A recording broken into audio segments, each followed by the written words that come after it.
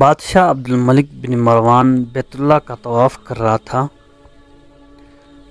اس کی نظر ایک نوجوان پر پڑی جس کا چہرہ بہت پروقار تھا، مگر وہ لباس سے مسکین لگ رہا تھا۔ عبدالملک نے پوچھا، یہ نوجوان کون ہے؟ تو اسے بتایا گیا کہ اس نوجوان کا نام سالم ہے اور یہ سیدنا عبداللہ بن عمر رضی اللہ عنہ کا بیٹا اور سیدنا عمر بن خطاب رضی اللہ عنہ کا پوتا ہے۔ خلیفہ عبدالملک کو دچکا لگا اور اس نے اس نوجوان کو بلایا اور پوچھا، عبدالملک نے پوچھا کہ بیٹا، میں تمہارے دادا سیدنا عمر فاروق رضی اللہ عنہ کا بڑا مداح ہوں۔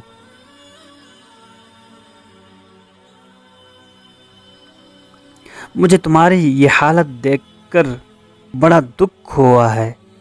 مجھے خوشی ہوگی اگر میں تمہارے کچھ کام آ سکوں۔ تم اپنی ضرورت بیان کرو اور جو مجھ سے مانگو میں تمہیں دے دوں گا۔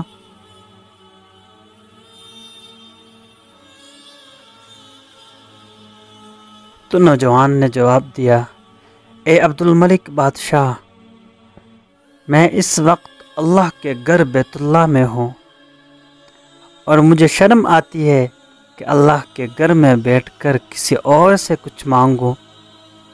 عبدالملک نے اس کے پروقار چہرے پر نظر دوڑائی اور خاموش ہو گیا۔ خیر، بادشاہ نے اپنے غلام سے کہا کہ نوجوان جیسے ہی عبادت سے فارغ ہو کر بیت اللہ سے باہر آئے تو اسے میرے پاس لے کر آنا۔ سالم بن عبداللہ بن عمر جیسے ہی فارغ ہو گئے، حرم کعبہ سے باہر نکلے تو غلام نے ان سے کہا کہ بادشاہ آپ کو بلا رہا ہے۔ سالم بن عبداللہ خلیفہ کے پاس پہنچے۔ عبدالملک نے کہا، نوجوان، اب تو تم بیت اللہ میں نہیں ہو اور اب تو تم بیت اللہ سے باہر ہو، اب اپنی حاجت بیان کرو، میرا دل چاہتا ہے کہ میں تمہاری کچھ مدد کروں۔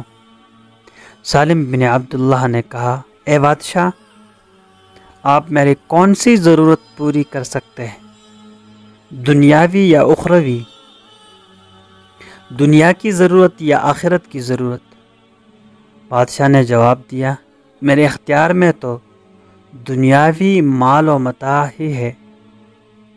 سالم بن عبداللہ نے جواب دیا، امیر المومنین، دنیا تو میں نے کبھی اللہ سے بھی نہیں مانگی جو اس دنیا کا مالک کل ہے، آپ سے کیا مانگوں گا؟ میری ضرورت اور پریشانی تو صرف آخرت کے حوالے سے ہے۔ اگر آخرت کے حوالے سے آپ میری کچھ مدد کر سکتے ہیں تو میں بیان کرتا ہوں۔ خلیفہ حیران و پریشان ہو کر رہ گیا اور کہنے لگا کہ نوجوان، یہ تو نہیں، تیرا خون بول رہا ہے۔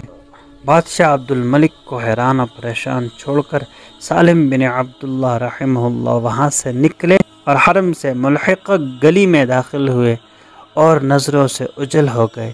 تو ایک نوجوان تھا جس نے حاکم وقت کو آخرت کی تیاری کے حوالے سے بہت اچھا سبق دیا۔